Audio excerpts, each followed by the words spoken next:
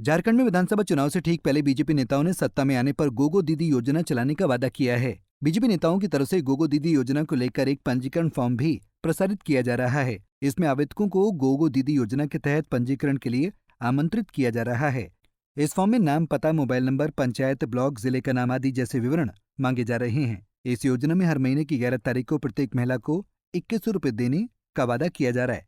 लेकिन सत्ताधारी दल झारखंड मुक्ति मोर्चा बीजेपी की गोगो दीदी योजना से घबरा गई है।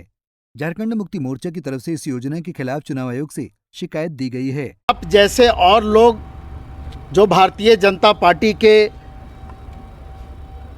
द्वारा एक योजना चलाई जा रही है, गोगो दीदी सम्मान योजना, उस विषय में भी उन्होंने कहा कि अगर गैर कानूनी होगा तो वो भी गैर कानूनी होगा और ये भी गैर कानूनी होगा, और अनुमति होगा तो दोनों को अनुमति होगा।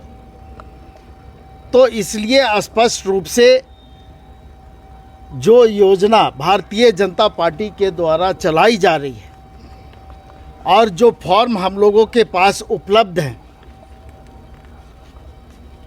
उस फॉर्म में आप लोग देखेंगे कि ना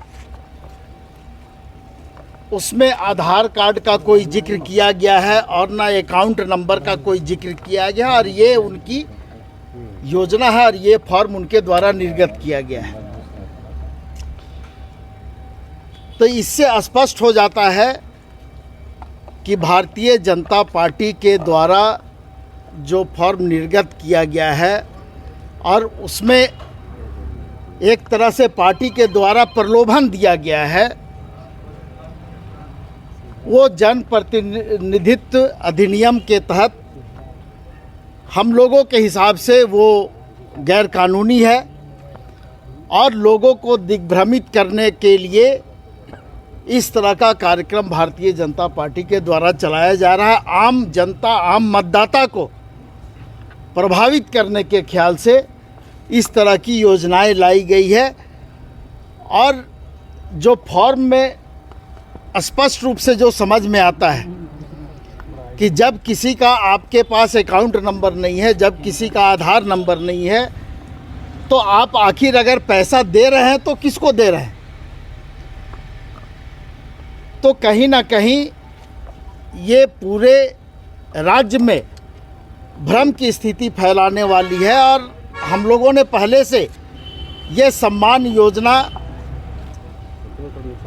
का निर्णय पार्टी के द्वारा हम लोगों ने लिया था और हम लोगों ने इसको अभी जो सामने लाने का काम किया है, ये हमारा काम भी चल रहा था, पार्टी के स्तर पर ये काम चल रहा था, लेकिन इसको सामने लाने का काम हम लोगों ने बिना अनुमति के नहीं लाने का निर्णय लिया था।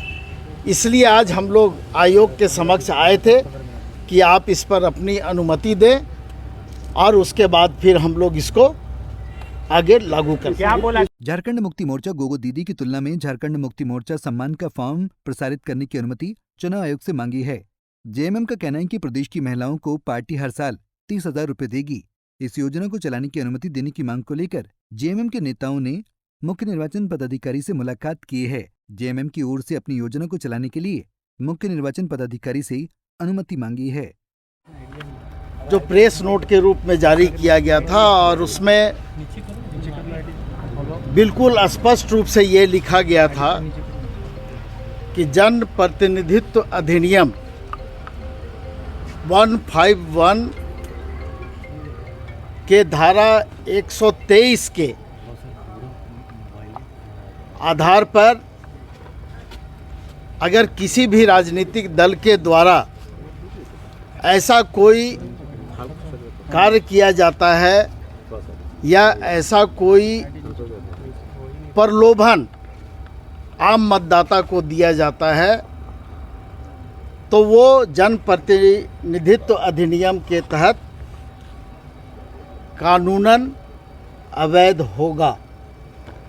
और उसी सिलसिले में आज हम लोग चुनाव आयोग के पास आए हुए थे और हम लोगों ने अपनी बातें रखी और हम लोगों ने जो मेमोरेंडम उनको दिया है, जो पत्र दिया है आयोग को, उसमें हम लोगों ने ये मांग की है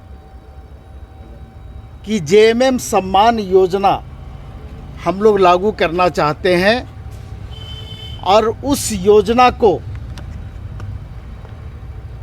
आप अनुमति प्रदान करें। चूँकि ये जो 2/5/2024 को जो पत्र दिया गया था, उस पत्र के हिसाब से वो बिना आपके अनुमति के वो लागू नहीं हो सकता है। और वो ये सम्मान योजना है जो जिसका अनुमति हम लोगों ने आयोग से मांगने का काम किया है। लेकिन जो बातें हम लोगों के सामने रखी गई है वो स्पष्ट रूप से कहा गया कि इस विषय में हम लोग विचार करेंगे और ये जो पत्र जारी किया गया था ये प्रेस नोट था और इस पर अभी हम तुरंत कोई भी निर्णय नहीं ले सकते। जेएमएम की प्रतिक्रिया से यही लगता है कि वो बीजेपी की गोगो दीदी योजना से घबरा गई है। पंजाब केसरी टीवी के लिए रांची से आशुतोष सिन्हा की रिपोर्ट। हमसे जुड़े रहने के लिए हमारे YouTube चैनल को सब्सक्राइब करें और नई वीडियो की नोटिफिकेशन के लिए बेल आइकॉन को दबाएं। अगर आप ये वीडियो Facebook पर देख रहे हैं तो लाइक जरूर करें और ज्यादा से ज्यादा शेयर करें। धन्यवाद।